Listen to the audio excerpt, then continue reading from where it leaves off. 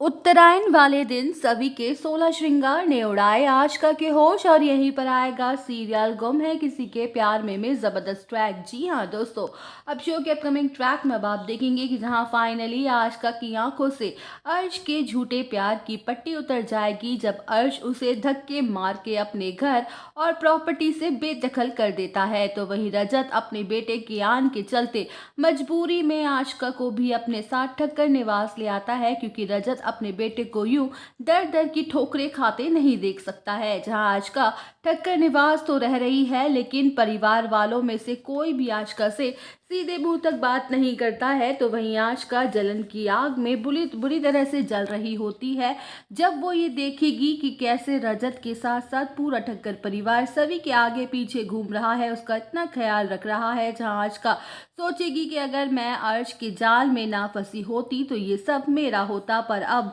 भी देर नहीं हुई है, मैं सभी से अपना पति, अपने बच्चा और अपना परिवार सब कुछ वापस छीन लूंगी। वेल, अब शो के अपकमिंग ट्रैक में अब आप देखेंगे कि जहां भाग्यश्री बड़े ही धूमधाम से ठक्कर निवास में उत्तरायण का फेस्टिवल सेलिब्रेट करते हुए नजर आने वाली है, क्योंकि ये सभी और रजत की शादी के बाद का पहला उत्तरायण है। तो वही भाग्यश्री सभी के पास जाएगी और उसे साड़ी के साथ साथ 16 श्रृंगार का सामान देते हुए ये कहते हुए नजर आएगी कि सभी डिकरा, माना तूने रजत को अभी तक माफ नहीं किया है, उसकी गलती माफी के लायक नहीं है और ना ही तेरे और रजत के बीच कोई भी पति पत्नी वाला रिश्ता है, लेकिन बेटा ये शादी के बाद का तेरा पहला उत्तरायण है हमारे घर पर और ये त्योहार हमारे लिए बहुत इंपॉर्टेंट है, इसलिए मैं चाहती हूँ कि तू ये साड़ी पहनकर और 16 श्रृंगार करके पूजा के लिए नीचे आ जाए। वेल, अब शो के अपकमिंग ट्रैक में अब आप देखेंगे कि जहां आशका सभी के कमरे के बाहर खड़ी होगी और चोरी छुपे उनकी बातें सुन लेगी, तो वहीं आशका खुद से कहते हुए नजर आएगी कि ये बहन जी सभी